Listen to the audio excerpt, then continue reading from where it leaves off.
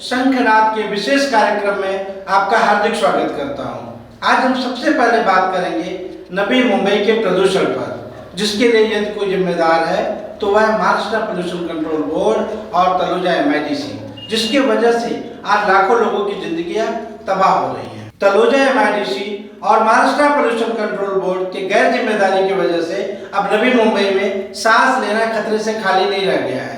यहाँ के आबो हवा में जहर घोलने का काम तलोजा MIDC कर रही है, तो उन पर कोई रोकथाम न लगाकर MPCB भी आग में घी डालने का काम कर रही है। नतीजा, यहाँ की आबो हवा बिल्कुल खराब श्रेणी में पहुँच चुकी है। अभी मैं खड़ा हूँ तलोजा MIDC में। ये कंपनी जिसका आप बैकग्राउंड देख रहे हैं उसका नाम है दीपक फर्टिलाइजर्स पेट्रोकेमिकल्स लिमिटेड। ये कंपनी केमिकल्स बनाती है, फर्टिलाइजर्स बनाती है, जिसका काम केमिकल बनाना है, फर्टिलाइज़र बनाना है। ये कंपनी पब्लिक लिमिटेड कंपनी है, मतलब लोगों के लिए अपने निजी फ़ायदे के लिए ये कंपनी संचालित की जाती है। इसका काम है अपने प्रॉफिट को बनाना, लेकिन ये कंपनी अपने प्रॉफिट को जनरेट करने के लिए, अपने फ़ायदे को जनरेट करने के लिए, बोर्ड ऑफ डायरेक्टर्स के फ़ायदे को जनरेट करने के लिए, अपने शेयर होल्डर्स फ़ायदे को जनरेट करने के लिए ना जाने कितने लोगों की ज़िंदगियों के साथ खिलवाड़ कर रही है। इससे त्रस्त है यहाँ के आसपास के आवासीय एरिया। ये नई मुंबई का सबसे संभ्रांत एरिया माना जाता है, जो नज़दीकी बनाई गई है MIDC। तो खारघर हो, कालमबोली हो, रोडपाली हो, तलोजा हो, यहाँ पर रहने वाले लोगों को आज घर में रहना मुश्किल हो गया है। लोग ठीक से जी नहीं पा रहे हैं, रह नहीं पा रहे हैं। मॉर्निंग वॉक पे जब लोग सुबह जाते हैं तो इतनी दुर्गंध आती है कि लोग दमा से पीड़ित हो रहे हैं, श्वसन संबंधित बीमारियां हो रही हैं। तो आप देख सकते हैं कंपनी कितना ज़्यादा पोल्यूशन निकाल रही है। जो पर्यावरण की समस्या है, जिसको लेकर के आज खारघर, तलोजा, कालमबोली और रोडपाली में काफ़ी बड़ा चर्चा है।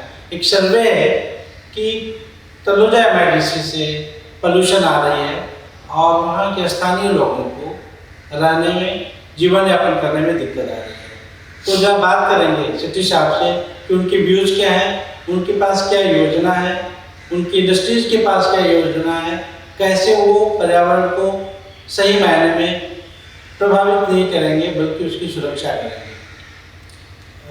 अभी ये जो आपका विषय है पोल्यूशन के ऊपर, अभी पोल्यूशन ऐसा चीज़ है कि उधर दो चीज़ का टाइप का पोल्यूशन होता है। एक तो एयर पोल्यूशन होता है और वाटर पोल्यूशन। डायग्नोस करने का काम वो MPCB का है। हम एज इंडस्ट्रीज, हम लोग ने तो हर बार ये कोशिश की कि पूरे के पूरे 974 इंडस्ट्रीज मेंटेन रखें और अपना एयर पोल्यूशन को कंट्रोल में रखें। हमने तो हमेशा इंडस्ट्रीज ने हमेशा ये कोशिश की। सारे न्यूज़पेपर में, सारे चैनल में तो एक बड़ी खबर थी कि खारघर में, खासतौर से खारघर, रोडपाली, कालमबोली, तलोजा जैसे एरिया में तलोजा MIDC की वजह से पोल्यूशन ज़्यादा आ रहा है। और सवेरे के समय में, खासतौर से जब लोग मॉर्निंग वॉक पर जाते हैं, उस समय पोल्यूशन का लेवल बहुत ज़्यादा होता है। पर अभी ऐसा है कि जो एयर पोल्यूशन का जो सब्जेक्ट खास करके आप देखा जाएगा तो MPCB को उसको आइडेंटिफाई करना पड़ेगा। ऑफिशियल अथॉरिटी कौन है उसका? Maharashtra pollution control board. और हम लोग हमेशा महाराष्ट्र पोल्यूशन कंट्रोल बोर्ड को सपोर्ट किया है कि आप जो भी एक्शन लेंगे कायदे में, हम आपको हमेशा मदद करेंगे। हम कोई इंडस्ट्री को बचाव के पक्ष में नहीं है कि भाई इंडस्ट्री ने एक टाइम किया छोड़ दो, उनको चालू करिए। हम लोग ऐसा नहीं, हम लोग इनकेस इंडस्ट्री ने पोल्यूशन किया है और नॉर्म्स को मेंटेन नहीं करता है तो हम इंडस्ट्री की तरफ से नहीं, तो हम गवर्नमेंट की तरफ से करा देंगे। और हमको पोल्यूशन में कोई किसी को कॉपरेट नहीं करेगा। हम लोगों ने क्लियर बोला कि जिधर नॉर्म्स मेंटेन नहीं होगा वो कंपनी को आपको बंद किया जाए। अब आपके लिए आप अपने आप को अपग्रेड नहीं करोगे तो काम नहीं चलेगा। आपको अपग्रेड करना मैंडेटरी है। अपग्रेड करके एनवायरनमेंट को टेक केयर करना कंपलसरी है। कारण क्या है कि आज हमारे वहाँ के लोकल कॉर्पोरेटर श्री आनंद मात्रे जी, उन्होंने एक याचिका डाला था 2018 में, और वो याचिका के अगेंस्ट में हम लोग को इंडस्ट्रीज को 15 करोड़ का दंड लगा। अभी 15 करोड़ का दंड तो स्टार्टिंग का डिपॉजिट है। मैं आपको जानकारी देता हूँ, ये वाटर पोल्यूशन के ऊपर उन्होंने टॉपिक लिया था, तो इसमें 15 करोड़ का दंड हमने ऑलरेडी भरा है। अभी ये दंड का फाइनल डिसीजन अभी नेक्स्ट मंथ में, मई या जून में हमारा NGT में होने वाला है, नेशनल ग्रीन ट्रिब्यूनल दिल्ली में। आदर्श गोयल सर, जस्टिस आदर्श गोयल के थ्रू ये हियरिंग होने वाला है फाइनल। इसमें हमको ऐसा एक्सपेक्टेशन है कि जो फाइन अमाउंट में तो आया है, मतलब एकदम बड़ा फाइन आ सकता है। तो हमारा इंटरेस्ट है कि इसको इमीडिएटली लोकल लेवल में इसको कर्टेल किया जाए। और उसको कर्टल करने के लिए अभी ये राइट टाइम है कि आप आज के टाइम में पोल्यूशन नॉर्म्स को मेंटेन करना पॉसिबल है। मैं इस समय खड़ा हूँ महाराष्ट्र पोल्यूशन कंट्रोल बोर्ड के रीजनल ऑफिस के ठीक सामने, जो कि CPD बेलापुर के रायगढ़ भवन के 7वें फ्लोर पे स्थित है। आज हमारी मुलाकात धनंजय पाटिल और किशोर कार्लिकर से होनी थी। यहाँ पर मैं नागरिकों की तमाम प्रश्नों को लेकर के उनसे आज मुलाकात करना चाहा, जिसका समय भी आज निर्धारित था। लेकिन जब मैं इस ऑफिस में आया तो वे लोग यहाँ से पलायन कर गए थे। निश्चित ही वो हमारे प्रश्नों से दूर भागना चाहते हैं और वो जवाब नहीं देना चाहते। हमारा प्लान था कि मैं उनसे पूछूं कि तलोजा MIDC से निकलने वाले धुएं, जिससे पूरा वायुमंडल प्रदूषित हो रहा है, जिससे कि यहाँ के लोगों को जीवन यापन करने में काफ़ी तकलीफ़ हो रही है, लोगों को अपनी खिड़कियाँ बंद करना पड़ रहा है, लेकिन वो इस प्रश्नों का जवाब देने से बचे। तो यह मेरा फॉलोअप लगातार जारी रहेगा। हम उनसे इन प्रश्नों का जवाब लेते रहेंगे। अगर किशोर कार्लिकर और धनंजय पाटिल ये सोच रहे हैं कि हमारे प्रश्नों से बच करके वो भाग जाएंगे, तो ऐसा कभी नहीं होगा। हम उनसे सवालों का जवाब पूछ के रहेंगे।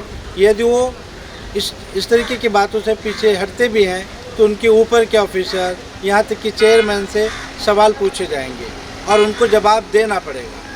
आज प्रदूषण की वजह से ही आंखों में जलन, सांस संबंधी परेशानी की शिकायत लोग दर्ज करा रहे हैं। विशेषज्ञ डॉक्टरों की सलाह है कि अगर कोरोना से बचना है तो हमें अपने फेफड़े मजबूत रखने होंगे, और फेफड़े मजबूत तब होंगे जब हम स्वच्छ हवा में सांस लेंगे, और वह तभी संभव है जब हमारी हवा साफ रहेगी। ये हालत उस समय है जब मेडिकल एक्सपर्ट्स का कहना है कि प्रदूषण की वजह से भी कोरोना का खतरा बढ़ रहा है। इंडियन मेडिकल एसोसिएशन के मुताबिक लोगों की मौत का एक बड़ा कारण प्रदूषण भी है। इंडियन मेडिकल एसोसिएशन के अनुसार सुबह के समय जब प्रदूषण अधिक होता है, लोग घर से बाहर टहलने के लिए न निकलें। इस प्रदूषण से बच्चों और वृद्धों के संक्रमण या एलर्जी का खतरा रहता है।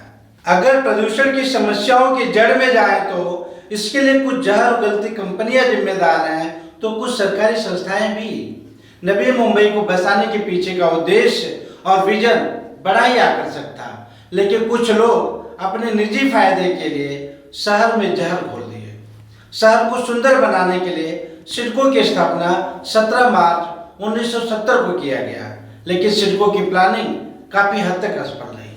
सिडको ने नमक पैदा करने वाले स्थानीय किसानों की जमीन सार्थक उद्देश्य बताकर लैंड एक्विजिशन एक्ट 1936 के तहत बहुत ही मामूली कीमत में खरीदा, लेकिन जिस उद्देश्य के तहत जमीन लिया गया वह कतई पूर्ण नहीं किया गया। राजनेताओं ने अपनी बड़ी बड़ी शैक्षणिक संस्थाओं के लिए एक बड़ा भूभाग मामूली कीमत पर हथिया लिया। नतीजा, सिडको आज MIDC से सटाकर जमीन आवंटित कर रही है और MIDC का धुआं सीधे घरों के भीतर जा रहा है।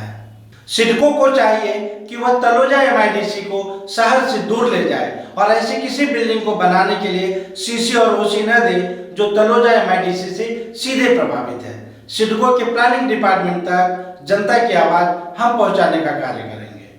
सिडको, पनवेल महानगर पालिका, महाराष्ट्र पोल्यूशन कंट्रोल बोर्ड और स्थानीय लीडर्स को अपनी जिम्मेदारियां निभानी होगी। जहां सिडको को अपनी भूल स्वीकार करना होगा, वहीं महाराष्ट्र पोल्यूशन कंट्रोल बोर्ड के अधिकारियों को अपना ढुलमुल रवैया छोड़ना पड़ेगा। जो लोगों को मृत्यु दे रहे हैं, ऐसे लोगों को दंडित करना होगा। हमारा प्रयास आपके लिए आगे भी जारी रहेगा। आप देखते रहिए शंखनाद। धन्यवाद।